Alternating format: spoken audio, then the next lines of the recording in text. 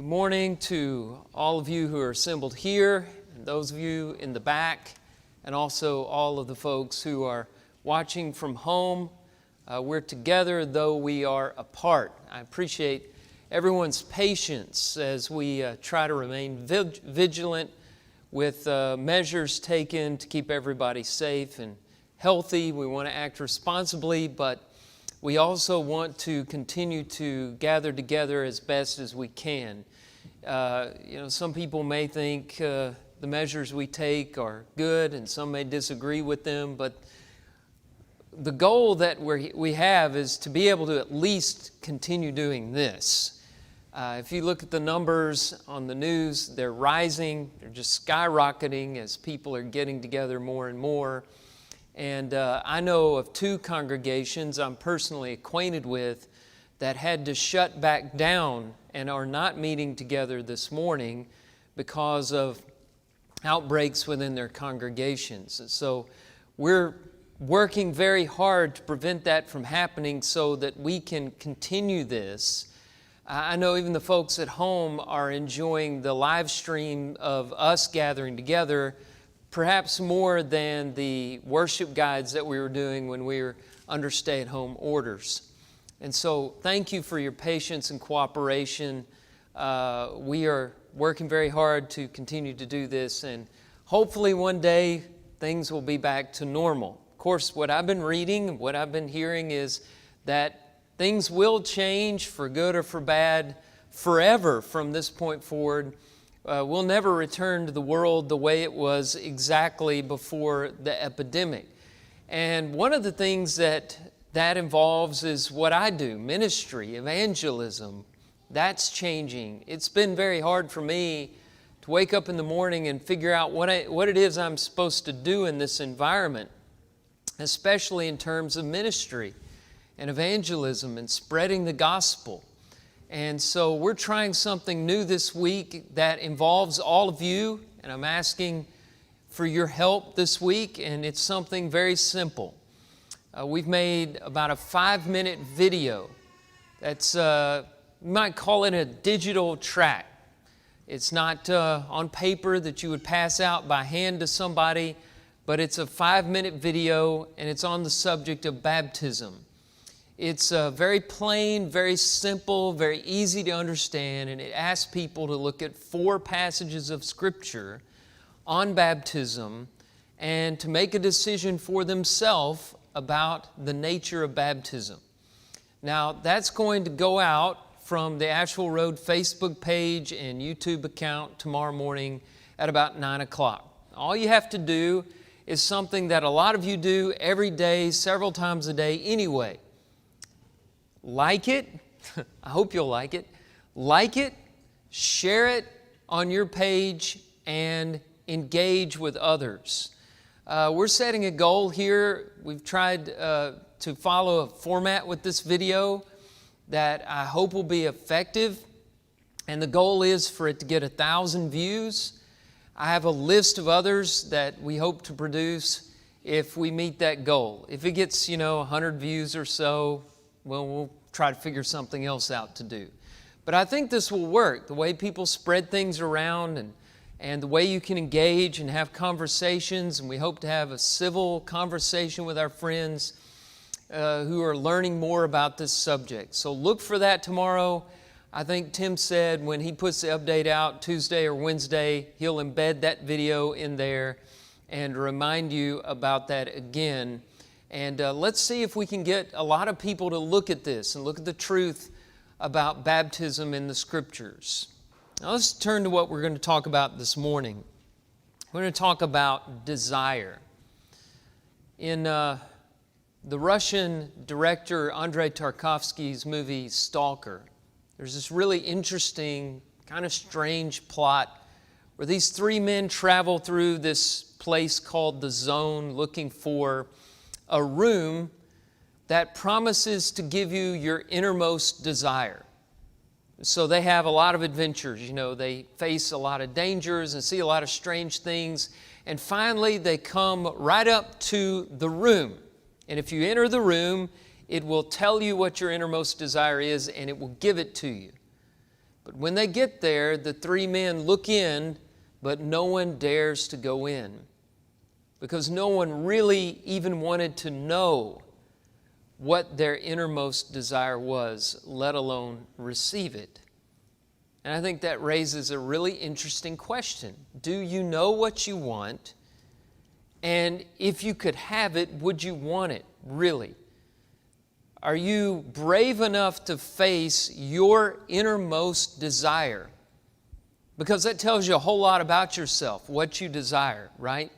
Now, in the zone that is this world, if I can use that terminology, there are all kinds of rooms that tell us what our greatest desires are. You can look at your bank account. You can look at your schedule. You can look at the friends that you get together with and the places that you go. All of these things are like The Room in Tarkovsky's film that tell you what you desire. You just take a look at it. You might not like what you see, because sometimes what we desire is not what we should desire. In fact, that's pretty much true all the time. And we need to take a look at that. What do we see? We see 401k accounts. We see cars. We see houses. We see popularity. We see idealism. We see philosophies that may not really be supported by God's Word. We see all kinds of desires that really shouldn't be in there. In the words of C.S. Lewis, we are far too easily pleased. Our desires fall short of what they really could be. There's a longing in us that should shoot higher than these earthly things. And this brings me to the title of this morning's lesson, Half a Kingdom. There are several places in the Bible I noticed where people are promised up to half a kingdom. And what's really interesting in these places is every time they're promised up to half a kingdom, they refuse it and ask for something else. And it reveals something about their personality and what their ideals are, what their true desires are. And it's very telling, showing that we do not really want what we think that we want. Now let's take a look at some of these examples. I'm going to start with Joseph in the book of Genesis. You know the story of Joseph well. Joseph was sold into slavery by his brothers. He was thought dead by his father. He was falsely accused by his master's wife and unfairly thrown into prison, and then forgotten in prison for 2 years. But eventually the tables turned, and Pharaoh, the king of Egypt, one of the greatest, if not the greatest empires on earth at that time, said to him in Genesis 41, "Only as regards the throne will I be greater than you. See, I've set you over all the land of Egypt." He offered him a kingdom, second only to himself. But that's not really what Joseph wanted. He didn't want Egypt. He wanted his family. He wanted to be reconciled with his family. He wanted to see his father again. And it wasn't until he had that opportunity that we see Joseph satisfied. Another example, Queen Esther. Kevin read to us from Esther chapter 5 just a moment ago. The villain of the book of Esther is Haman. And Haman wants to exterminate the entire Jewish race. Little did he know that the queen of his country, Persia, herself was a Jew. And so he had a problem he didn't know about. Esther prepares this banquet, and then she risks her life to go into the king, because that's the way things were in Persia. You were not allowed to go and visit the king unsolicited, even if you were his wife. And she took the risk to go in and ask a favor. And when she did, he said, according to Esther chapter 5, verse 3. What is it, Queen Esther? What is your request? It shall be given you, even to the half of my kingdom. The Persian Empire was the largest empire in the world, largest in history up to that time, spanning from India to Ethiopia. And Esther was promised half the kingdom, but Esther didn't want half the kingdom. She didn't take him up on his offer. She wanted the deliverance of her people. She wanted them to be saved from death. Let's go to another example. Over in the New Testament, the example of a girl named Salome. Now, Salome's mother was Herodias, and Herodias was married to a guy named Herod Antipas, who lived during the days of Jesus Christ.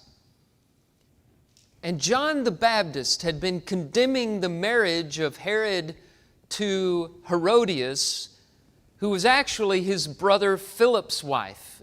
And John was saying, it is unlawful for you to have her. And Herod was annoyed by this, but Herodias wanted John dead. Now, there was a banquet that Herod threw for his friends, and Herodias' daughter danced for their entertainment, and it pleased Herod so that he made her this promise. It should be familiar to you by now. It's recorded in Matthew 14, verses 22 and 23. Ask me for whatever you wish, and I will give it to you. Whatever you ask me, I will give you up to half of my kingdom. But Salome didn't want half the kingdom. She wanted John's head on a platter. Because what she really wanted was her mother's approval. And what her mother wanted was revenge or freedom or a marriage she shouldn't have or a preacher just to leave her alone. That's what they really wanted. Let me give you one more example. I think we could put Jesus in these examples as well, when he was tempted by the devil in the wilderness. Do you remember when the devil took him to a high place and he showed him all the kingdoms of the world in a moment of time, and he said, if you bow down and worship me, I will give you all these kingdoms. They can all be yours. Now, do you really think the devil could have done that? You have to remember, the devil is a liar. Right? He doesn't tell the truth. He's the father of lies, Jesus said in John chapter 8, verse 44. So don't believe a word he says. Paul does call him in 2 Corinthians 4:4 the God of this world in terms of influence. He does control this world, but it's not his kingdoms to give. But put all of that aside, he offered Jesus something similar to the offer that was given to Salome and Esther and Joseph, kingdoms. And maybe he was saying, let's take a shortcut, Jesus. And instead of you suffering and dying on the cross and winning the world one heart at a time, I can just give it all to you right now, and you can have the glory of men. But Jesus didn't want the kingdom in that way. He wanted to worship God and God alone. Thou shalt worship the Lord thy God, and him only shalt thou serve. Half a kingdom offered time after time after time. There's 4 examples. Let's recap. First of all, notice that in every case, except maybe for Joseph, rash promises were made. I mean, do you really think these rulers would have given those people half their kingdom? What if Esther reconsidered why she went in to her husband, and when he said half the kingdom, her lesser side, her evil side took over, and she said, you know what? That sounds great. Give me half of Persia. Do you think her husband would have said, oh, okay, sure, here you go? Or this girl, this dancing girl for Herod, Do you think he really would have given her half of his kingdom? I don't think so. These were rash promises. This was exaggeration used to just show, I'm willing to give you anything. Ask for anything and I'll give it to you. The second thing is, the half kingdoms were never chosen and they were quickly dismissed. Nobody in any example ever even considered receiving the kingdom. It wasn't what they wanted. All the riches and the power that people scrape and fight for today, when it was offered easily, it was refused every time. It wasn't what they really wanted. And then something more subtle. The last thing I want to point out about these examples is what was chosen wasn't really what the people wanted. Even though they turned down the kingdom for something that in most of those cases we would say is better, except in the case of Jesus, what was chosen wasn't really what they wanted. And let me submit to you this idea, they didn't really know what they wanted. They just knew it wasn't half a kingdom. Go back over them. Joseph. Did Joseph's desires end after he was reunited with his family and reconciled to his brothers? And after he saw his father before his father closed his eyes in death, was Joseph completely satisfied? I don't think so. Before he died, Joseph said, "Don't leave my bones in a sarcophagus in Egypt. Bury me with my fathers at home." And that's mentioned in Hebrews chapter 11, verse 22, that hall of faith where it talks about all the acts of faith. And this was the act of faith that was mentioned of Joseph. Of all the things, this was the act of faith that was mentioned, that he left instructions regarding his bones, that they be brought to the promised land, to Canaan. Now let me give you the context to that, and that may shed some light on it. If you back up to if you're in Hebrews 11, back up to verse 13, you get the context of that statement as an act of faith. And it speaks in general of all the folks that are mentioned, all the characters that are mentioned here. These all died in faith, not having received the things promised, but having seen them and greeted them from afar, and having acknowledged that they were strangers and exiles on the earth. For people who speak thus, people who say things like, "Don't leave me buried in Egypt, take my bones to Canaan." People who speak thus make it clear that they are seeking a homeland. If they had been thinking of that land from which they had gone out, they would have had opportunity to return. But as it is, they desire a better country. That is a heavenly one. Therefore, God is not ashamed to be called their God, for He has prepared for them a city. That's the context of Joseph. So, when Joseph turned down Egypt and said, "I want my family," he still didn't have the longing fully satisfied. What about Esther? She saved her people. But was she fully satisfied after the first Purim was celebrated? First big feast of celebration commemorating the salvation of the Jews? The rabbis didn't think so. When they look back on the story, they taught that and this is in the rabbinical traditional literature, they taught that when Esther prepared the table for Haman and for her husband, that fateful banquet where she would expose Haman, when she did that, the rabbi said, she set a table in this world and in the world to come. And they also pointed out that Purim, they predicted, would be the only feast that would be celebrated in the future. And by that they meant in their interpretation of the Messianic age. The only one. It would outlast Passover and Pentecost and the Feast of Booths and the Feast of Trumpets and all of that. And so what they said is Esther and the salvation of the people was about so much more than that one time where the Jews were saved from that one of many threats. There were more threats to come, and other deliverers would have to follow Esther. But it wasn't all about just what happened in Esther. And do you think Salome, the daughter of Herodias, was satisfied when the head of John the Baptist was brought out to her on a platter?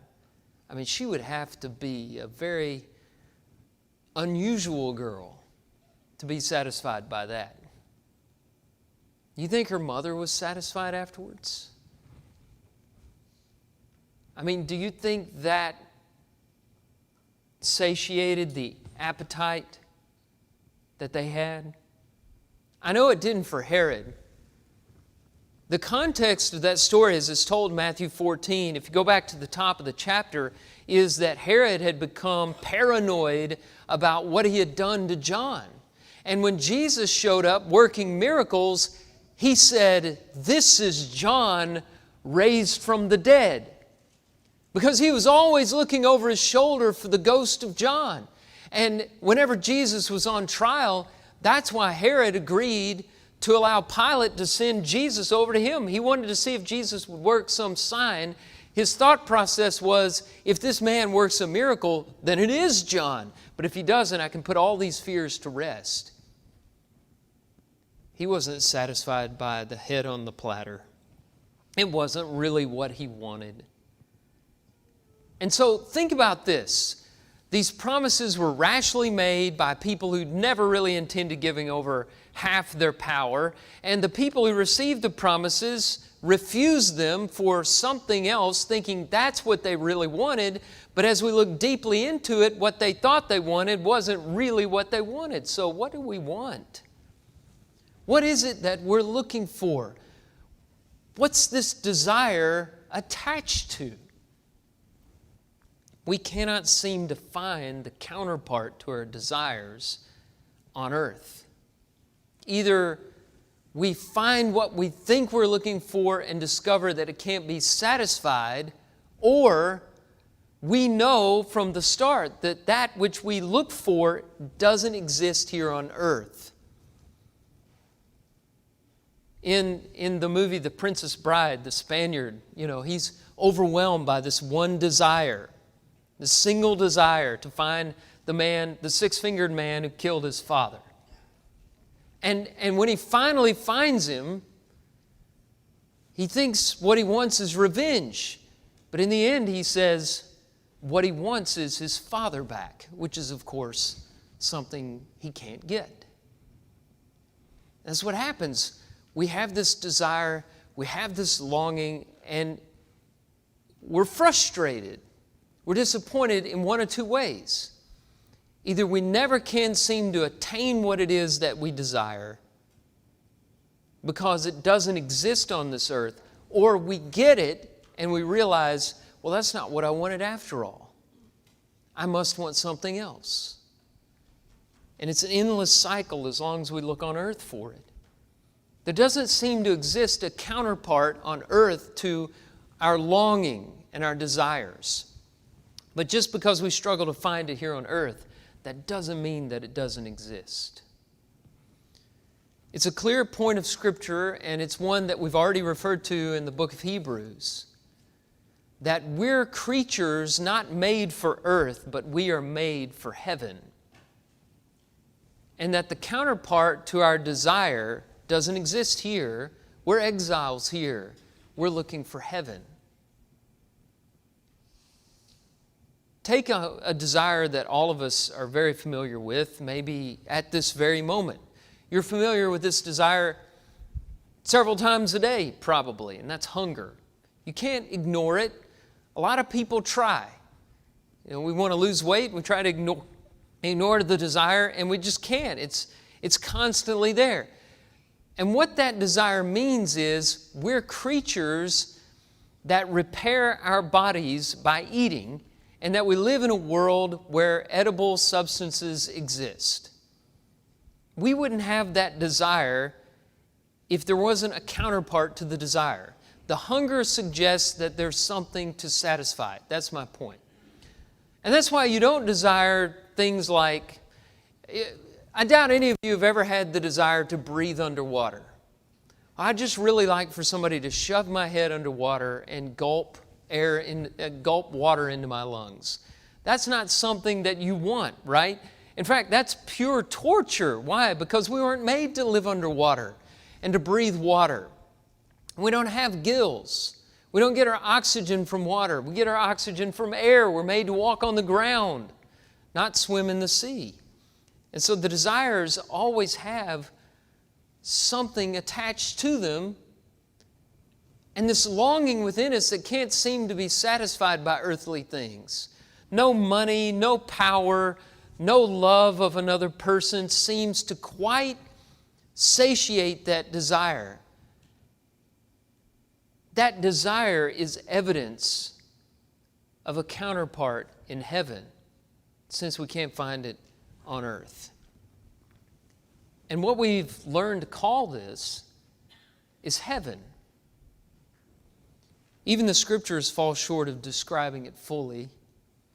The passages that describe it use symbols. And the symbols that we look at seem to suggest in general some kind of glory. And by glory we mean two things. Number one, divine approval, and number two, beauty or splendor. Whenever that's explained out for us about heaven and what it's really all about, it comes down to those two things, divine approval and being made whole, being made beautiful, being made truly splendorous. And it's all wrapped up in those words that are in the parable of Matthew 25. Well done, good and faithful servant. To hear that from God, that's what you're made for. That's what you may not realize it, but that's what you want. You want to know that God loves you and approves of you and accepts you for all eternity. That's what you want to hear. C.S. Lewis put it a lot more eloquently than I did. To please God, to be a real ingredient in the divine happiness, to be loved by God, not merely pitied, but delighted in as an artist delights in his work, or as a father and a son, it seems impossible, a weight or burden of glory which our thoughts can hardly sustain. But so it is. So it is. The Bible describes this approval, as I said, in all kinds of symbols. Some of the passages in the book of Revelation have the familiar streets of gold and gates made out of pearl. In the parables, you see feasts and weddings and celebrations. Also in Revelation, there's a garden with the tree of life in the middle of it. But we started this morning with kingdoms. Let's end with kingdoms. And let's look at this. Another way it's symbolized is it's said that you won't receive half a kingdom, but when you come to God through Jesus Christ and you become a Christian, now in this time and beyond this world eternally will be consummated for you a kingdom over which you reign alongside the Son, Jesus Christ. Romans 8, verse 15 through 17 tells us that we're adopted by God as sons and daughters, which makes us heirs of God and joint heirs with Christ, fellow heirs with Christ, who receive an inheritance. In 2 Timothy chapter 2, verse 12, Paul says, if we endure, we shall also reign with Him. And then also notice the promise in Revelation chapter 3, verse 21. The one who conquers, I will grant him to sit with me on my throne as I also conquered and sat down with my Father on his throne. Sit with me on my throne. What does that mean? That means well done, good and faithful servant. No one can harm you now. Death cannot touch you now. All that you ever longed for, all that you tried to satisfy with money and with friendship and with popularity and with human acceptance, all that you thought you wanted was really this: to sit with me on my throne and to hear the Father say, well done. But it's not because you really did it, but it's because Christ did. Because he died. And because you believed that. And that you believed that he rose, and that you responded in that belief through obedience and a faithful life. What do we really want? We don't want half kingdoms. We can't find the counterpart in this world. It's in the next. That's what we live for. And if you're not living for that now, life is a miserable existence on a hamster wheel going nowhere. But if you are, you know where you're headed.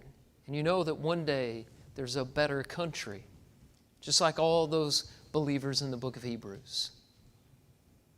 And if you want to start looking there, directing that longing and that desire that's in you, just as it's in every human being. If you want to start directing it to the place where it can be satisfied, you can start today. You can begin walking with God today. It's what we want to help you do. We're going to sing an invitation song, and if we can help you, let us do that right now as we stand and as we sing.